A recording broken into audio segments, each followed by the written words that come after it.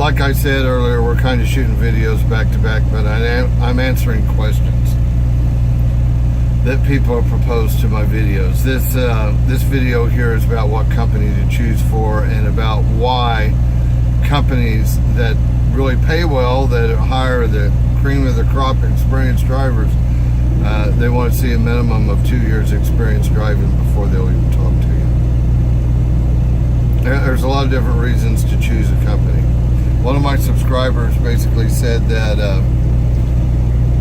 he chose another company over Magnum because their terminal was down south, and he knew that we were in the north, and we drive in the Great White North, you know, in snow and ice a lot, and winter was coming, and he didn't want to have to go through that. I understand that,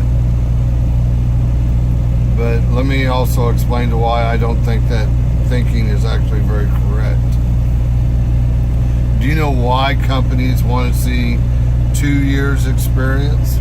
The reason why they want to see 2 years experience is because then they know you've driven through 2 winters. 2 winters. Now, it doesn't matter if you go to work for a company that's based out of Georgia or Texas or Minnesota or North Dakota. Because if your OTR means you drive all 48 states. So it doesn't really matter where the terminal is, you're going to drive through the winter. You're going to drive through snow and ice. I would actually prefer to go to a company in my training period in the winter. The best time to learn how to drive with a trainer in the truck with you is when there's snow and ice on the ground. What a better opportunity than you would ever have.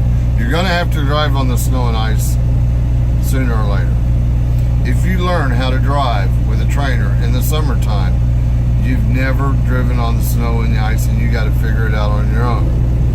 If you go to your 30 days training with a trainer in the wintertime, you're going to have your snow and ice training with a trainer sitting there right beside you. He's not going to let you kill him in the process. I don't think there's a better time to train with a company than in the winter time, where you're going to be driving on snow and ice with your trainer in the truck with you. That's absolutely the best ever situation as far as I'm concerned. Another thing, by driving in the winter time for a company in the north, yeah, we're going to drive on the snow and ice more than somebody that's stationed in the south. But it doesn't matter where you're stationed, you're still going to drive on the snow and ice. You're not going to be able to get over it. I would rather, like for instance, last year with Magnum, I drove 50,000 miles on snow and ice roads. I'm extremely comfortable on snow and ice. Respectful, absolutely 100% respectful of the snow and ice. You do change the way you drive when you're on snow and ice.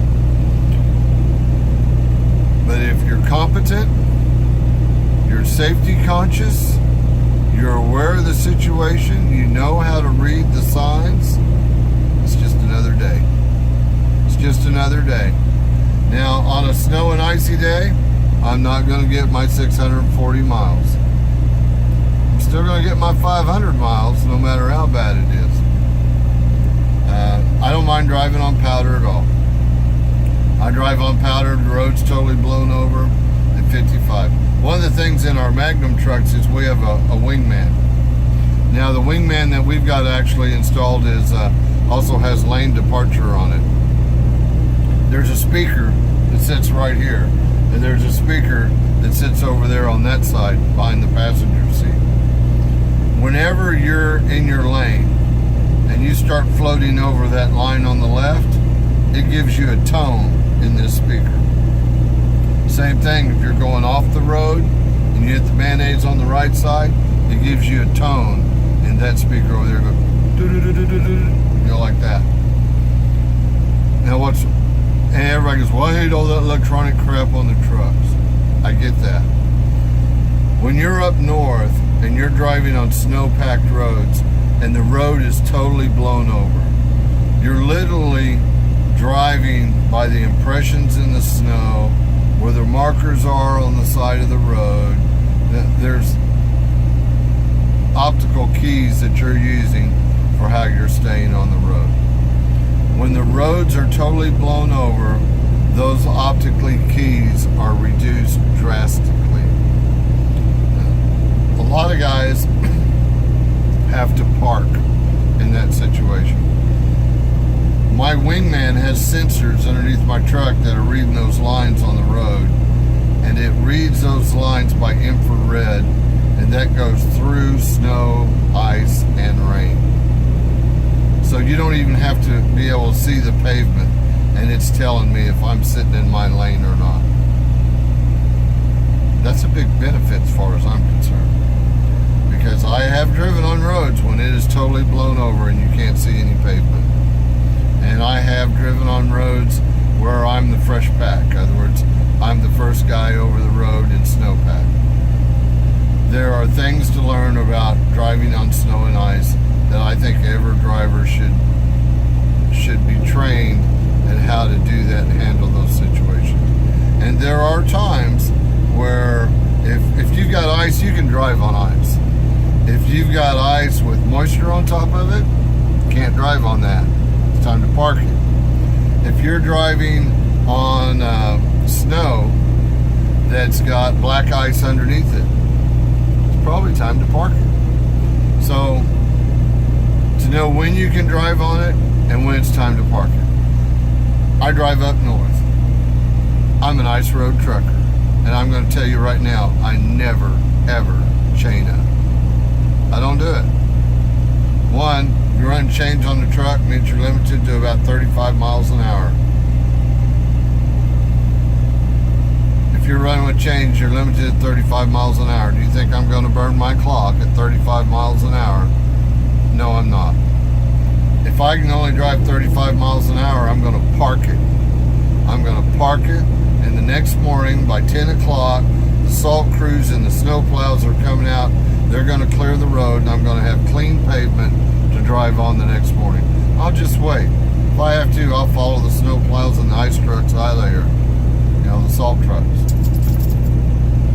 But I think it's best to get your experience with a company that's going to challenge you and train you well. It's one of the reasons why I chose Magnum. All my previous driving experience back in the 80s and 90s was all down south. I had never driven on snow and ice. And to tell you the truth, I was scared crapless of the idea of driving a big truck on snow and ice. And it was one of the reasons why I chose to come to Magnum, is I knew that Magnum were ice road truckers. They are. They're highly experienced in driving in snow and ice. One of the best decisions I ever made. Last year, that ice storm that come through the central part of the United States, a lot of you guys remember that in Kansas and Missouri. It was total black ice. I'd come through Topeka about 3 o'clock in the morning, was heading south there on the 335, and I was watching the temperature drop, and it dropped down below 32, and then it started misting. I was watching the sprays on the tires and everything was fine and hunky-dory, and all of a sudden all the spray went away. I was driving on black ice. I got to the point where I'm used to driving on snow and ice. I know how not to put the centrifugal force on the truck. I know how to drive it in a way that I can basically slide down the highway no problem, because I'm experienced in driving in snow and ice. That being said, by about 5 o'clock in the morning, I was the only one on 335. I hadn't seen another vehicle on 335 probably for an hour, going either direction. And it got nasty. It got real nasty. It was ice with moisture on top of it. The worst situation. Well, I decided that down in Emporia, by By the time I got down to Emporia, I said, you know what, this is nasty, this is stupid. I haven't lost traction yet. Before I get myself in trouble, I'm going to find a place to park. So I come pulling into the Pilot there. And of course, I've got sheets of ice all the way down the sides of my trailer and everything. As I'm pulling in, I'm backing into a hole. There are other drivers coming up to me because the sun's about coming up. They're like, dude, where'd you come from? Did you come from the north or did you come from the south? I said, oh, I come from the north. And they go, the north? We understand it's all closed out. The interstate shut down on the north. It's passable? Do you have experience driving on ice all the time? Yeah, it's passable. Do I advise it? No, that's the reason why I'm parking the truck. It is time to park and sit and wait for a better time to drive this truck. But I was the only guy that was pulling in that time of day, probably because I was the only guy stupid enough to still be out there on the road. Don't be overconfident of your experience either. Know when to park it. You cannot control the weather. If the weather shuts you down, the weather shuts you down. Always make sure you got plenty of provisions in your truck. I can be snowed in this truck into a snowbank for 3, 4, 5 days. That's never happened in my life. I've never been snowed in more than 8 hours. But I could be snowed in for 3 or 4 days, and I'm going to live like a fat king in this truck. I got soups, I got chilies, I got sandwiches. You know, I'm going to eat well. Everything's going to be good. I got plenty of water on board all the time. So if I get snowed in, I don't have a problem. It ain't no big deal to me. Hopefully that probably answered some of your questions concerning that. One more thing, if you want to come to Magnum, we've got exceptionally good trainers. They're more patient with you than most.